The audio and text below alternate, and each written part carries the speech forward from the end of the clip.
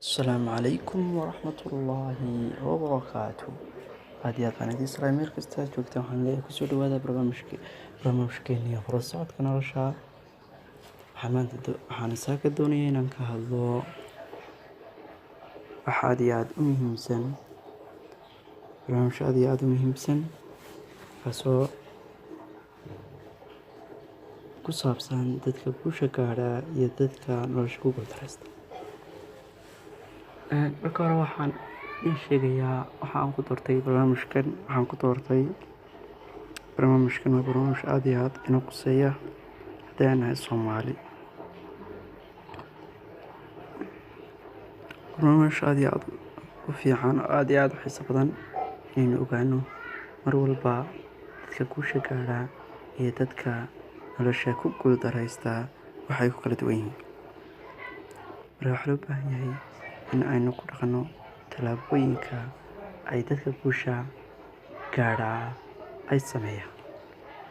waxaan ku sheegi doonaa insha allahu 4 tallaabo oo ku oggolaanaya inaad ku gaadhid gool aad iyo aad u sarreysa.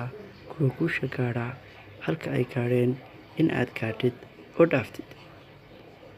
waxaan ka codsanayaa inaad tallaabooyinkan ku dhaqantid oo mar walba la socotid oo mar walba ku dhaqantid. waayo haddii aad ku dhaqantid waxaan kuu ballan qaadaynaa in aad gaadhi doontid kuwa guusha nolosha ka gaadhay ee taariikhdu xustay inaad ka mid noqon doontid insha allahu. haddaba dadka nolosha ku guuleysta iyo dadka nolosha ku guuldareysta farqi weyn ayaa u dhexeeya.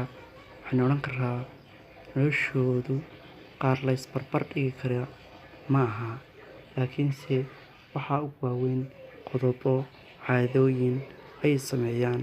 caadooyinkaasoo ay ku dhaqmaan ay mar walba la soconayaan.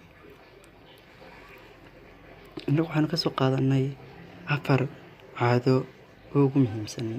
caadada koowaad, dadka guusha gaadha waxay ilaaliyaan waqtigooda si ka daran sida ay u ilaaliyaan xoolahooda.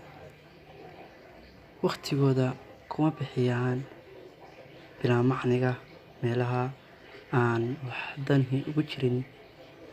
kuma bixiyaan waqtigooda, mar walba xakamo ayay ku hayaan.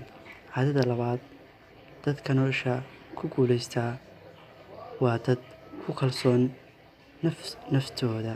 waxay ogyihiin waddada ay marayaan ee aadka u dhibta badan.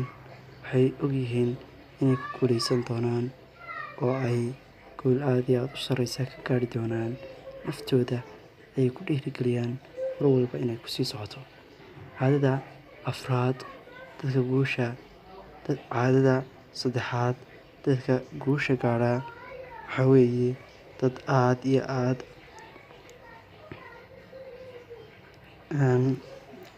iyo aad naftooda u dhiirigeliya oo ku dhiirigeliya in ay naftooda dhiirigeliya oo aad iyo aad naftooda ugu dhiirigeliya in ay noqon karaan wax kasta oo ay doonayaan.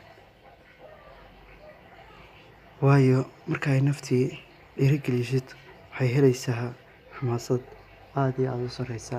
ma daaleyso, wax kasta oo aad ka daalatid iyo wax kasta ay doonayso way qabanaysaa. caadada afraad waa dad daba ordaya hadafkooda. waa qaar daba ordaya oo hadaf gaaban iyo hadaf dheer u kala qoran yahay. waayo haddii ay hadafka dheer iyo hadaf gaaban u kala qortaan qorshayaal u degsan yihiin waxay helayaan xamaasad aad iyo aad u sarreysa. hadafka gaaban markasta ay ka dhabeeyaan waxay sii helayaan xamaasad iyo awood aad u sarreysa. laakiin waxaan odhan karaa dadka nolosha ku guuldareysta ma sameeyaan 5tan caado iyo caadooyin kale oo badan ay dadka guusha gaadha sameeyaan. marka waxaa ka baahan yahay aniga iyo adigaba inaynu 5tan caado 4tan caado inaynu qaadano oo insha allahu waxaan gaari doonaa guul aad iyo aad u sareysa. Marka waxaan fideoga labaad uga hadli doonaa sida aynu ku dhaqmi karno afartan caado iyo waxyaabaha inoo sahlaya inaynu ku dhaqanno. waxaan leeyahay aad iyo aad ayaan idin salaamayaa. asalaamu calaykum waraxmatullaahi wabarakaatu.